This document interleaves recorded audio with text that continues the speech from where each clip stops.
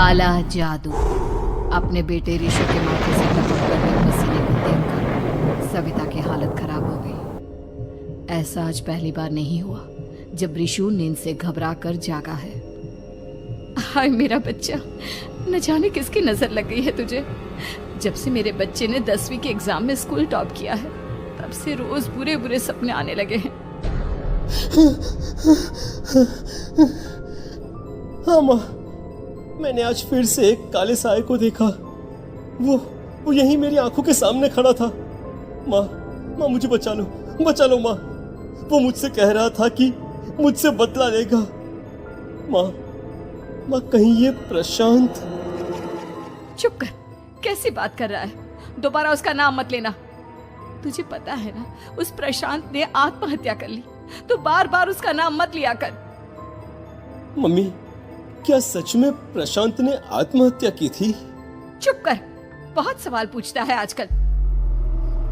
और फिर रात के वक्त सविता के पूरे घर में एक अजीब सा काला धुआं छाने लगा। गहरी नींद में सोई सविता की जैसे ही आंख खुली उसका दम घुटने लगा।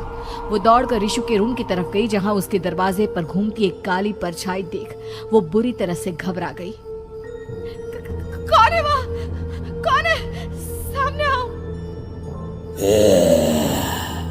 ये मैं हूँ, तुम्हारी काली करतूत। और अब मैं तुम्हारे बेटे को ले जाने आया हूँ। नहीं, मेरे बच्चे को छोड़ दो प्लीज। मेरे ऋषु को कुछ मत करना। वो परछाई ऋषु के कमरे में घुस जाती है। सविता भी उसके पीछे पीछे दौड़ कर जाती है और देखती है कि अब वो साया साफ नजर आ रहा था। वो सर से पैर तक खून में सना हुआ था और उसके शरीर के सारे अंग कटे फटे हैं। क्या चाहिए तुम्हें? तुम जो बोलोगे मैं करूंगी, लेकिन मेरे ऋषु को छोड़ दो। उस परछाई ने ऋषु को गर्दन से पकड़कर दीवार के सहारे हवा में उछाल दिया। ऋषु जोर जोर से चिल्लाने लगा।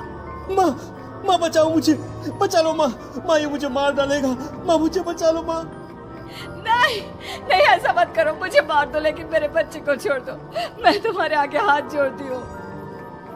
वो परछाई ऋषु को जमीन पर गिरा देती है और अचानक वहां से गायब हो जाती है। ऋषु, मेरा बच्चा, तू ठीक तो है ना? कुछ बोल बेटा, क्या हुआ है तुझे? मैं ठीक हूँ माँ। क्या हुआ था यहाँ पर? कुछ नहीं बेटा, कुछ नहीं। तू परेशान मत हो। हम कल ही गांव के बाहर जो तांत्रिक महाराज रहते हैं उनके पास चलेंगे। ठीक है माँ, हम जल्द ही उनके पास चलेंगे। मुझे बहुत डर लग रहा है माँ। ये बार बार मुझे डरावने सपने आना, ये सब हमारे साथ क्यों हो रहा है माँ? अगले दिन सविता अपने बेटे ऋषु को लेकर गांव के बाहर तांत्रिक के पास जाती है। जिस जगह पर तांत्रिक रहा करता था वो जगह बहुत डरावनी थी। चारों तरफ कंकाल और मूर्तियां नजर आ रही थी। गांव से दूर वीराने में उस जगह पर जोर से आंधी चल रही थी। ऋषु ने डर कर अपनी माँ का हाथ पकड़ लिया। माँ मुझे बहुत डर लग रहा है। ये कैसी जगह है? देख बेटा, हमारे साथ जो कुछ भी हो रहा है उसका इलाज सिर्फ और सिर्फ ये तांत्रिक महाराज ही बता सकते हैं। अब यही है जो हमें प्रॉब्लम से बाहर निकाल सकते हैं। जैसे ही सविता और ऋषु तांत्रिक की झोपड़ी के अंदर पहुंचे, वहां का नजारा देखकर उनकी आंखें फटी की फटी रह गई। तांत्रिक की झोपड़ी के अंदर कई सारे लोग अपनी गर्दन घुमा घुमा कर जोर जोर से चीख रहे थे। कौन हो तुम और यहाँ क्यों आई हो? महाराज, मेरे बेटे को कुछ दिनों से एक डरावनी काली परछाई नजर आती है और कल रात उसने मेरे बेटे पर हमला भी कर दिया।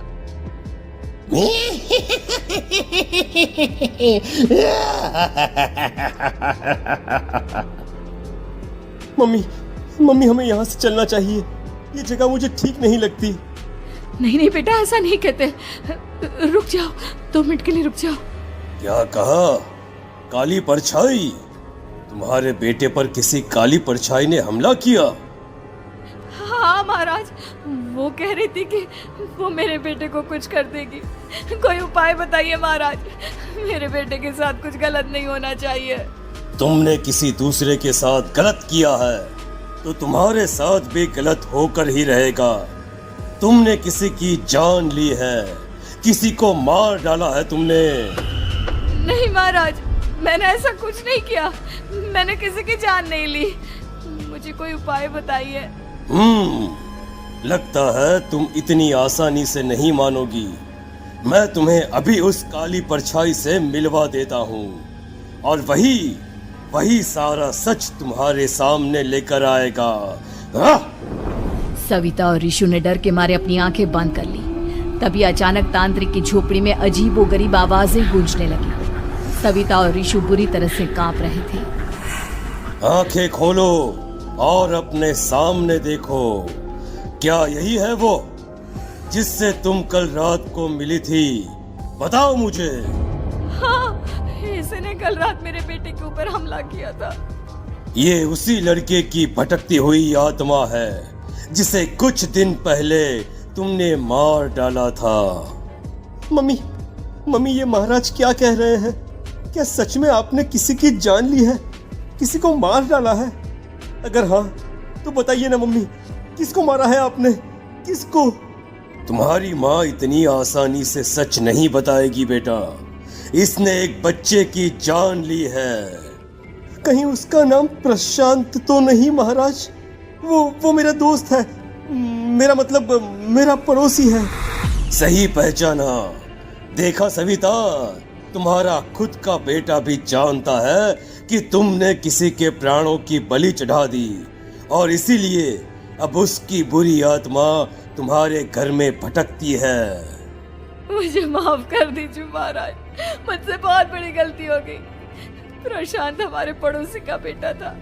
हर बार उसके नंबर मेरे बेटे से ज्यादा आते थे और इसलिए मैंने उसके कमरे के बाहर काला जादू किया था, पर मुझे नहीं पता था कि वो मर जाएगा।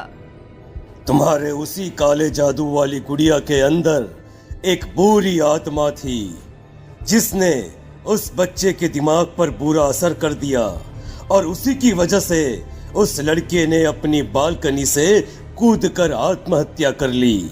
इसकी वजह सिर्फ और सिर्फ तुम हो, तुम। नहीं महाराज, जो कुछ भी हुआ मुझे नहीं पता था कि प्रशांत अपनी जान दे देगा।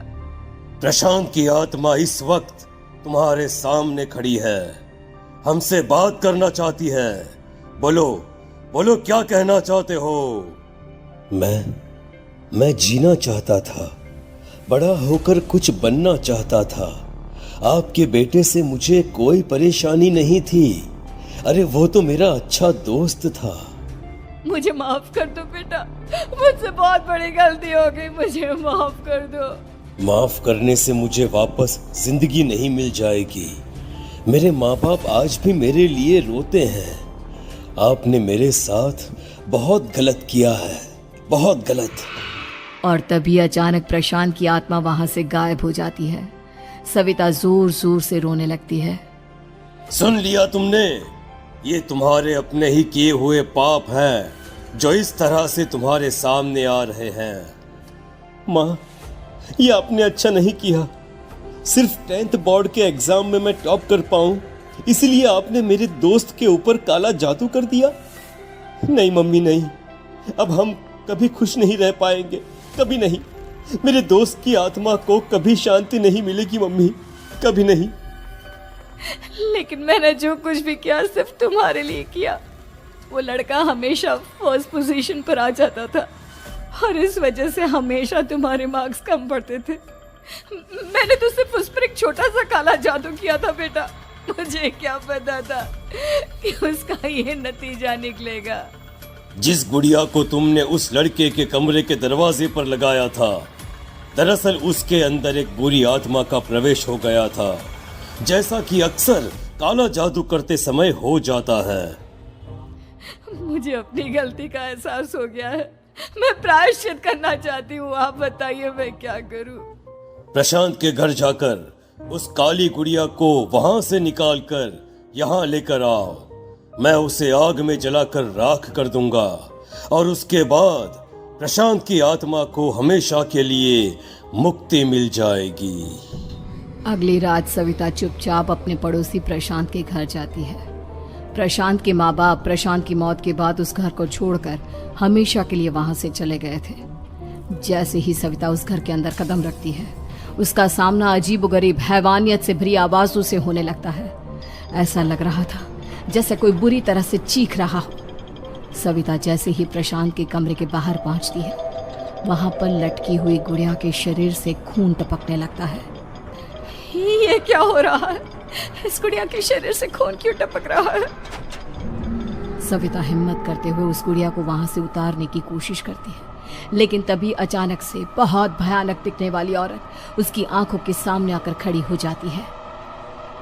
मैं यहाँ से कहीं नहीं जाऊंगी, और अगर तूने मुझे यहाँ से हटाने की कोशिश की तो मार डालूंगी मैं तुझे। नहीं नहीं, मुझे तुम्हें यहाँ से ले जाना ही होगा, नहीं तो मेरा बेटा, उसकी जान को खतरा है। मैं तुम्हें नहीं छोड़ सकती। अगर तुम्हारे अंदर हिम्मत है तो मुझे इस घर से बाहर ले जाकर दिखाओ। और ऐसा कहकर वो औरत सविता के ऊपर हमला कर देती है और उसे हवा में उछाल उछाल कर जमीन पर पटकती है। लेकिन तभी अचानक मौका देखकर सविता अपने हाथ में ली हुई सुई उसके हाथ में चुभो देती है। हाथ में सुई लगते ही वो औरत जमीन पर तड़पने लगती है। ये क्या किया तूने?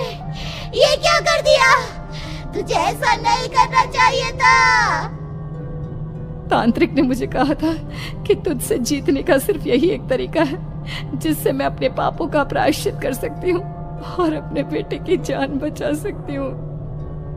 और उसके बाद वो डरावनी दिखने वाली औरत एक छोटी सी जादुई गुड़िया में तब्दील हो गई और सविता ने उसे ले जाकर तांत्रिक को दे दिया।